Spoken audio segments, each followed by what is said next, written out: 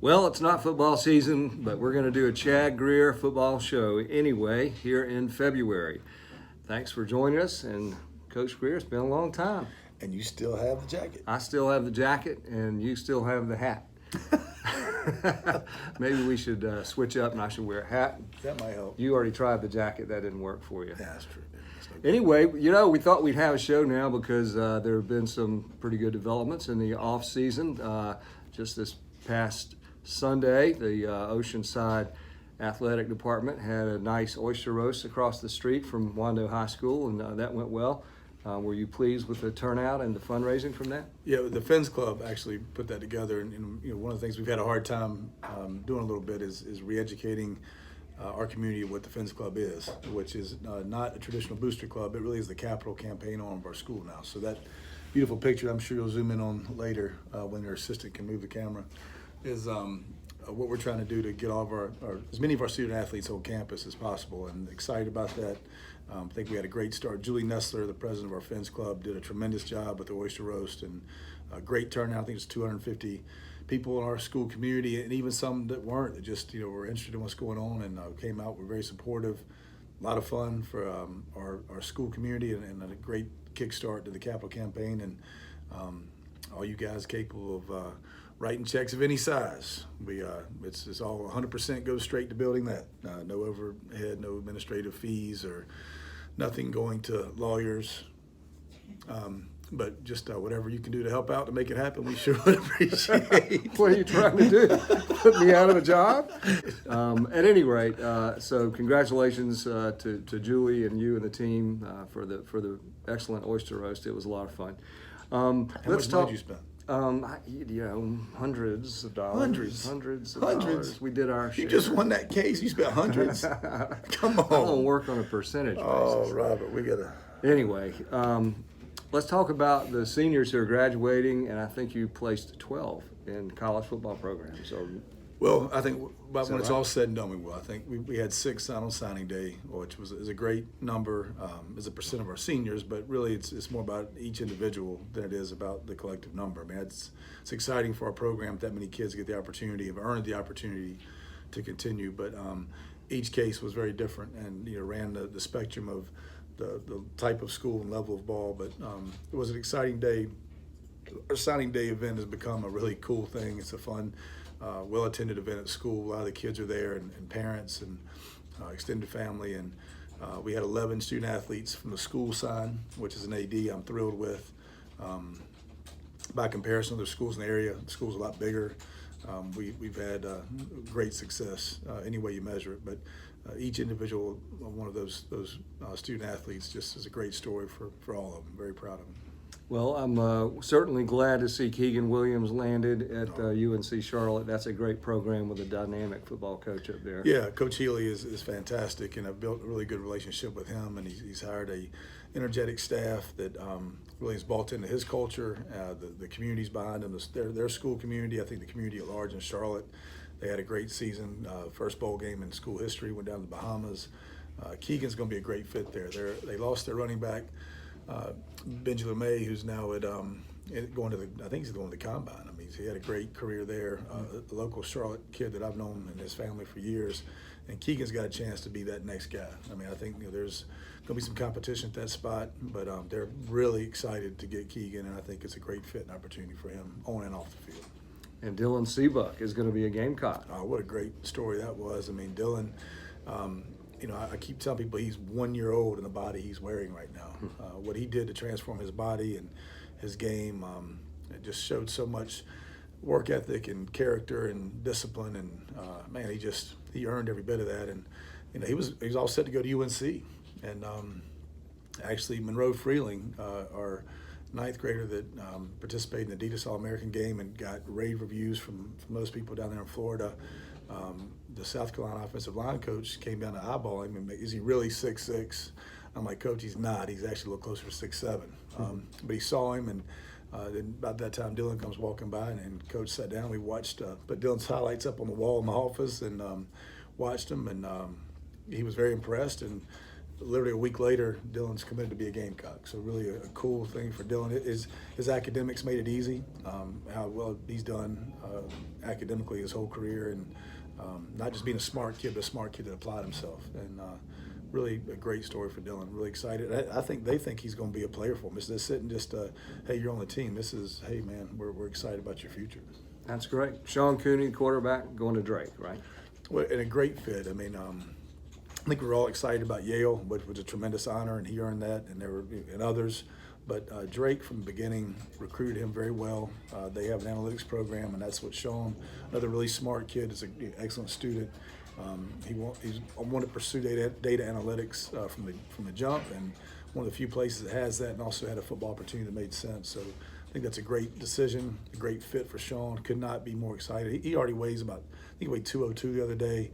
That's a kid that's going to be 220 pounds in the next 12 to 18 months, and I mean, he's just scratching the surface. I mean, you look at how far he's come over the last 2 years. I mean, he's got a chance to really do something special in college, and he definitely will academically. I'm excited for Sean. Well, we'll all miss the senior class that's meant so much to the Landshark program over these past 4 years, but let's look to next year. Coach, you're going to be in a new conference. You've got your schedule set. How do you feel about moving up? Great. I think for our school, it's a great fit. I think the travel is local, with the exception of Battery Creek, which is down in Beaufort. But every other game is basically, within a good drive. We can establish some local rivalries and build relationships with some schools that are very similarly structured to ours, same type of demographics and fan base. Bishop England should be a great rivalry for us in just about every sport. I think that Academic Magnet, I'm actually excited about, because their Birdcage student section, probably the best student section. Shout out to the Birdcage if you're watching. Probably not. I mean, who watches this? Kathleen, my mom, occasionally Nala. That's about it. Since you mentioned Academic Magnet, maybe my daughter will mention. Clark will watch it now. Yeah, because she's a senior there. Yeah, she's brilliant too. How is she adopted? You would think so, yeah. I would definitely think so. But I think that's another, in a lot of sports, that's good for our school, a good fit to compete with. Football-wise, B is a traditional power here. Hanahan has been a little up and down, I guess. I've heard they've always had some really good athletes, and now they've got Art Craig coming over from Timberland. I posted our schedule and noted that Hanahan was our homecoming game, and Art was one of the guys that replied and said, "Glad to see where you're homecoming." So I'm sure he's already going to be using that. He does such a great job. I imagine they're going to be really competitive very quickly, and will be a great game for us. But I think top to bottom, North Charleston, we get to maintain our rivalry with them. We've got a really good relationship with their school, and their AD, their kids. That's going to be a good thing for us, and certainly basketball. I think it's a good region for us. Non-region, we had to get really aggressive to prepare for going to 3A, and I think we certainly met that challenge as well. You're going to open with Goose Creek. That should be a challenge. Speaking of challenges, no question. And Jason Winstead, I give all the credit in the world to. He invited us out for 7-on-7s when there was some in this town that wouldn't. He's a great coach. He's a great man, and certainly not afraid to give somebody a chance. And he's given us that chance to go play, on Friday nights, and couldn't be more appreciative of that. I say that, we better be prepared or he'll kick our teeth in. Yeah, they're pretty dang good, and he's a very good coach. But we're going to scrimmage Christian Heritage out of Dalton, Georgia. A guy named Jay Pogue that I've known for years is a former player, former college coach. He's done a great job down there. They're going to bring their kids up, and we'll scrimmage them, and right before we go to the mountains, and we're going to try to do some joint community service work together with the teams in addition, and then we'll go to camp. We'll come back Tuesday night, and then Wednesday we'll scrimmage Fort Dorchester. Coach LaPrade reached out, and we talked again yesterday. He's been great. Again, somebody just, you'll get better than Fort D down here, and the last probably 10 years. They're the from Charlotte, that'd be the Mallard Creek of Charlotte. Down here, they certainly have produced a lot of talent and success, and appreciate Coach LaPrade giving us a chance to go out and compete. And that'll, between those two, we should be ready as long as we can. We're still healthy enough to go compete with Goose Creek. That should be a good preparation for Goose Creek. And what about Hapeville? That looks like it's going to be a tough battle for you. Yeah, I mean, we have Gray coming right. We'll finish come off of Goose Creek, and we have to play Gray, who we've had 2 great games with, and I'm sure they'll be chomping at the bit to come try to get us. And then the following week we go to Atlanta, the Cam Newton Classic, which is a real honor. There's 2 other schools in South Carolina have been invited. It used to be a Georgia-Florida deal. They've expanded to South Carolina this year, and Dutch Fork, Tommy Knox's program out of Columbia, Spring Valley, Coach Bacon, who's one of my favorites in the state, and then and us. So really tremendous honor for us to get invited to this. Hapeville Charter is in Atlanta proper. The little bit I've seen on them, just looking at some highlights on tape. I mean, thankfully their quarterback has graduated, but he was pretty dang good. They're going to be big and fast and strong and tough, and it's going to be a hell of a challenge too. So we're going to come out to shoot. We'll find out real quick how fast our young guys are ready to grow up. I knew you wouldn't be able to get through the program without cussing once. I did not. I don't even. What are you talking? What did I say? He did. What did I say? Hell. Hell is it? That's a cuss word. Anyway, Coach, football schedule. You don't have Legion on there this year. We want to try to schedule Legion. In fact, our schedule was set. Love Coach Herron. He's truly one of the best in the business. Bobby Carroll, his staff, Moose Wallace. I mean, they did a tremendous job last year to be a first-year school. They were good. Very good. The fact is that it was very hard for us to make dates work. We were able to get Goose Creek. We were able to get Beaufort, 4A school. Their AD, Link Lyles, and I went to college together at East Carolina. Really appreciate Link giving us a shot to play those guys. And we actually were going to we canceled our trip to Florida to accommodate Gray. We were going to cancel a local game to be able to accommodate Legion, and the Straight said literally within hours of us making that happen, they booked a game on top of the one we were going to cancel. So just really no slots to play them. And I think ultimately, for us, it's probably the right thing to do. I mean, really, to keep the local game. But I think Legion's going to do very well, not only this year, but for years to come. And speaking of teams missing from the schedule, where's Wando? Man, I don't know. The first 2 schools I reached out to were Wando and Philip Simmons, and both were full. So full schedules. They got full quick. That's interesting. Well, of course, Wando's coach resigned last week. Any comments? I know this is a place where you're looking for me to say something that would, get more than 3 people to watch. But here's the deal. Trying to create something. Well, here's the deal, and I will say this. I know what it takes to be a high school head football coach, and it's not easy. It looks easy. I know it looks easy from the outside. It looks really easy. It's not easy, and I know sit around, talk all the time. Just sit around, talk. But there's a lot that goes into it, a lot behind the scenes that people don't see, and there's a certain code of respect I think that most coaches have for each other, because you understand what's in the job, and it's even different than being an assistant coach. There's just more that comes with it. If you haven't done it, it's really hard to even fully explain. And for that reason, I'm quick to cut slack to guys that do the same thing I do. And now that being said, in fairness, I do think that maybe that guy and some in his network went a little out of their way to make life difficult for us.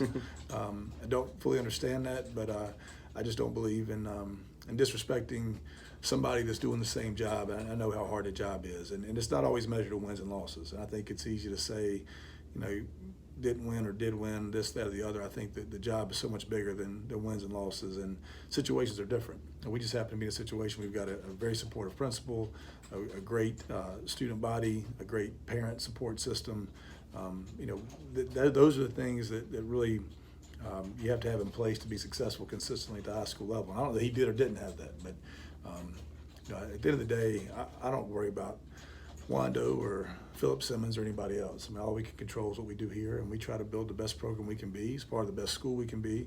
And by doing that, that's how we recruit. And I make no mistake about it, or no hiding from the fact that I recruit every day by trying to make this a place where people want to be. I don't have to talk to anybody else about that. If we're doing a good enough job, parents, kids, our success, that recruits itself. So by that definition, I recruit every day.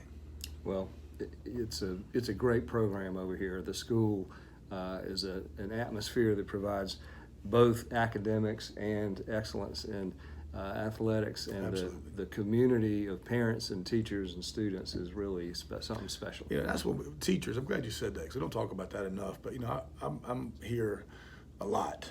I mean, probably more so. I think sometimes I come home and Hank looks at me like, "Who are you?" But the teachers in the building, not only do they do a great job, as evidenced by we're the 6th ranked school in the state, and that includes the magnets, the traditional public schools, the charters. I mean, that's really an impressive thing. And the teachers obviously have everything to do with that. But they're a fun, supportive group of people. When I walk the halls or I see them in the break room, they're smiling, they're engaging, communicative, they're supportive. They come to our events. I mean, this is a good place. And I would tell you, it's easy to take for granted how good it is when you live it every day. But if you've been in other places, and I've been in 4 other schools, this place is special. And it's easy to say that to those that are here, but for people that haven't experienced it, it really is a good place. Yeah. And I was talking to Ms. Corley before we came on the air here, and she mentioned something that really rings true. It is incredibly safe here. You just don't see a lot of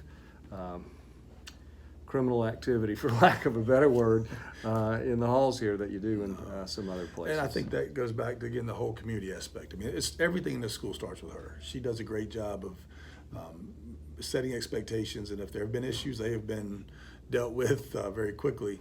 But I would say that I have college coaches come through, all the time on eval periods, and I can't tell you, I don't think I've ever had a week go by an eval period where I haven't had a college coach say, "Man, I'd like to go to school here," or "Man, what a cool place," or nobody fights here. There's nobody yelling at teachers. I mean, what's going on? Yeah, it's a unique place, but it's by design. I mean, I think it starts with when they founded the school, the mission to be safe. That's part of the mission. I mean, the 5 key elements of the school, safe and family oriented, and I think that's a big part of what you experience every day when you come through the doors.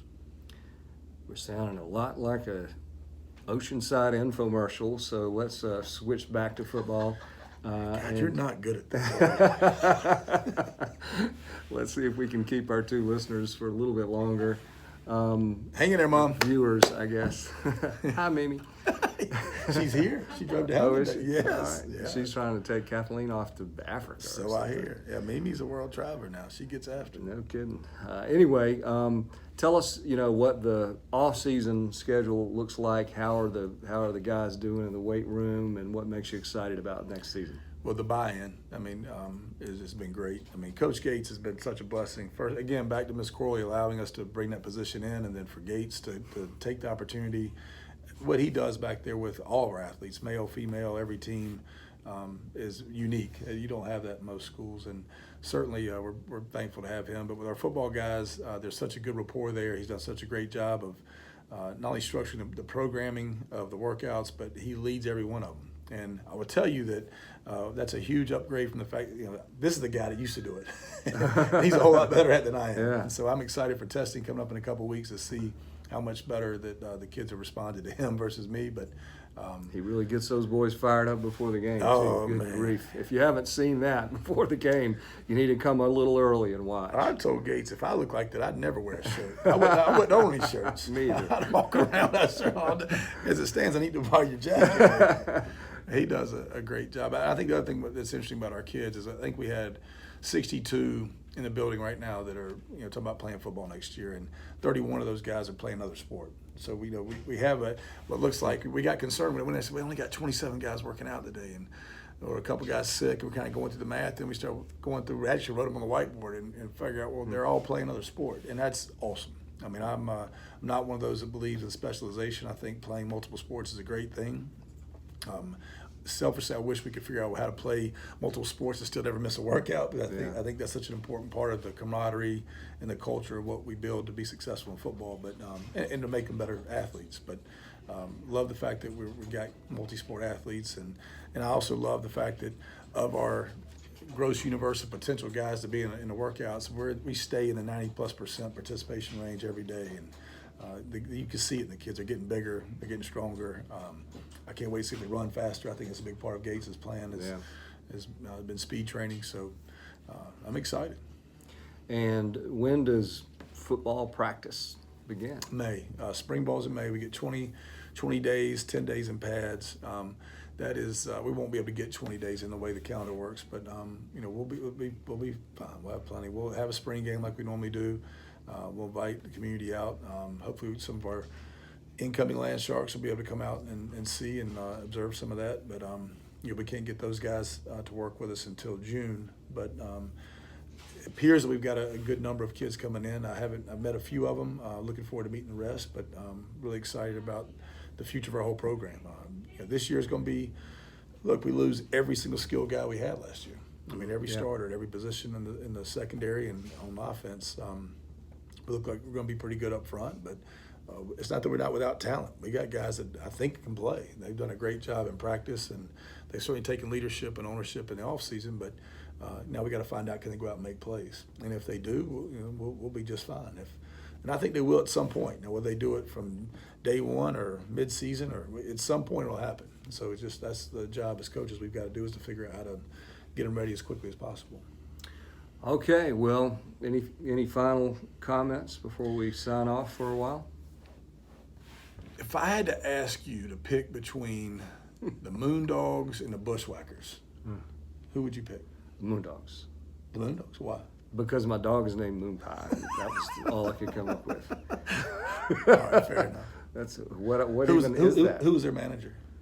What even are those things? Come on. Are they baseball teams? What are they? Man, Soccer? Tag team wrestling team. Oh. The Moondogs, they had the Captain Lou Albano, and they had the big soup bone, and the Bushwhackers, the Australian guys did or New Zealanders did Are these still? Is that a current thing? No. These are back in the glory days. They're retired. Moondogs. Moondogs. Okay, well, thanks, Coach. Good luck in the rest of this off season and getting everybody ready, and we'll get back together sometime in the spring. And good luck to you on Super Tuesday coming up here soon. I hope that all goes well for you. I'm counting on it. Thanks, bud. Appreciate it.